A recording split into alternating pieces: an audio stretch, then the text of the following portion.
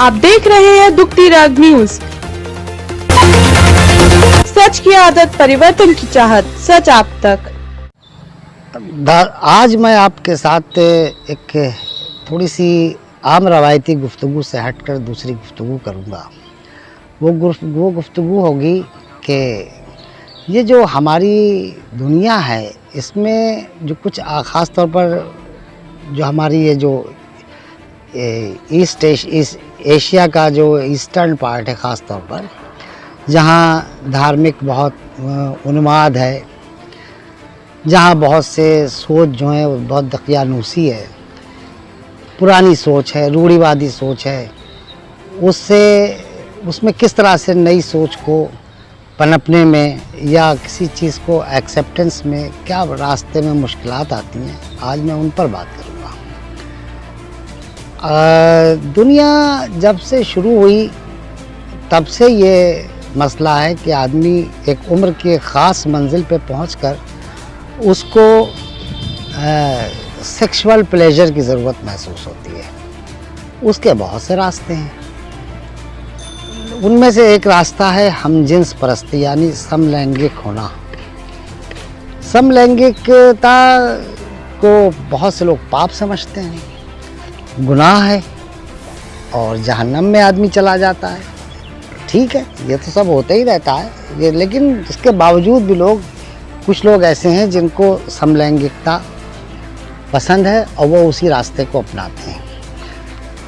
इस सिलसिले में बहुत इनकलाबी साइंसी नज़रिया उस वक्त सामने आया कि जब 2000 से और 2008 के बीच में जब ह्यूमन जीन्स को डिकोड किया गया, तब ये पता चला कि 100 में से 8 और 10 लड़के लड़कियां ऐसी होती हैं जिनको अपने जैसे दोस्त पसंद आते हैं सेक्सुअल प्लेजर के लिए,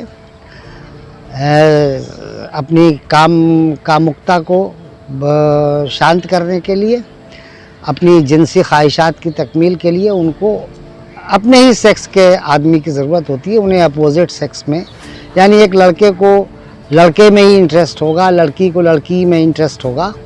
लड़के को लड़की बिल्कुल पसंद नहीं आएगी, ना वो उससे किसी तरह से कोई अपना पार्टनर बनाने के लिए तैयार होगा किसी सेक्सुअल इवेंट के लिए। तो अब ये सोच जो है, ये चूँकि साइंटिफिकली अब ये प्रूव हो गया है कि ये चीज़ जो है, ये इंसान अपने इसके ऊपर उसका ख़ुद काबू नहीं है, यानी इंसान का ये भी काबू नहीं है पैदा होने वाले का कि वो लड़की पैदा होगी या लड़का पैदा होगा।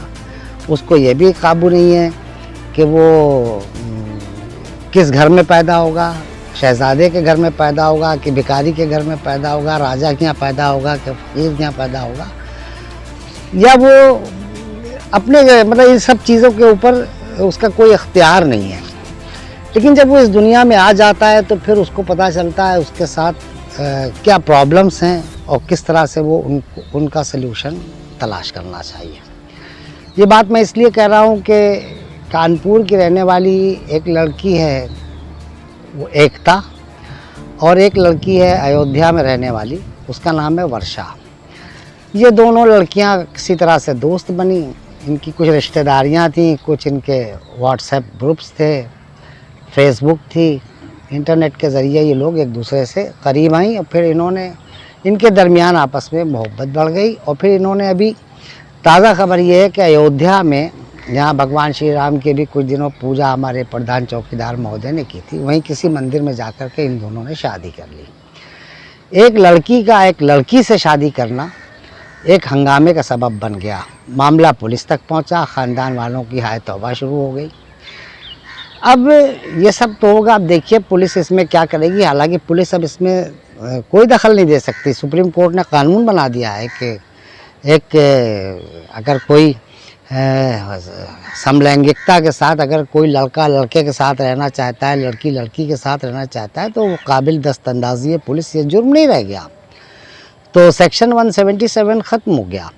तो अब सवाल ये है कि पुलिस करेगी क्या। पुलिस के पास में कुछ है ही नहीं। हो सकता है वो डराए धमकाए, जो कि पुलिस करती है। जैसे कि अभी कानपुर के और भी कुछ मसाइल हैं जिसमें लव जिहाद का एक मामला है, पुलिस कैसे टूट पड़ी, मेयार दोहरे होते हैं, इसके ऊपर फिर बात होगी। तो मैं आपसे ये कर रहा कि पुलिस का मामला पहुंच गया, ख़ानदान में हड़कंप है लोग, लेकिन अब सवाल ये कि उनकी ज़हनी कैफियत को समझने वाला कोई नहीं है। अरे भैया, जब वो कुदरत ने उनको उस उसूल पे पैदा किया है कि जिसमें उनको अपने लिए अपोजिट पार्टनर, एक लड़की को लड़की ही चाहिए, लड़का नहीं चाहिए, तो फिर तुम लोग क्यों इसके अंदर अपनी ज़बरदस्ती दखल अंदाज़ी कर रहे हो? रहने दो उनको। अरे समाज में 90% लोग ऐसे रहते हैं जो अपने लिए अपोजिट सेक्स को पसंद करते हैं। अगर 10% लोग अगर इसके ख़िलाफ़ जा कर के अपने जैसे किसी शख्स को जीवन साथी पसंद करते हैं तो उनको उनके साथ ज़िंदा रहने दो।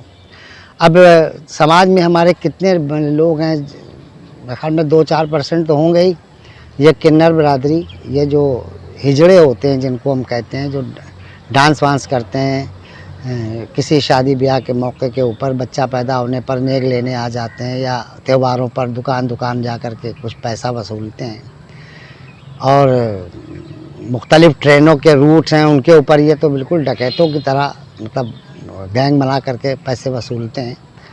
तो इनका प्रॉब्लम क्या है? क्या ये खुद अपनी मर्ज़ी से हिजड़े पैदा हुए हैं?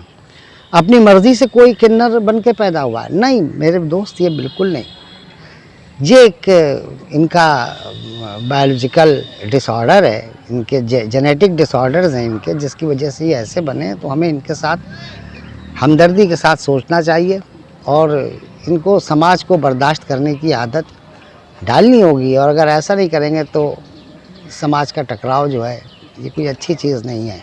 मैं इसके ऊपर एक बहुत तवील वीडियो बनाऊंगा कि जो जेनेटिक डिसऑर्डर्स होते हैं वो आदमी को किस किस परेशानियों के साथ इस समाज में ज़िंदा रहने पर मजबूर करते हैं।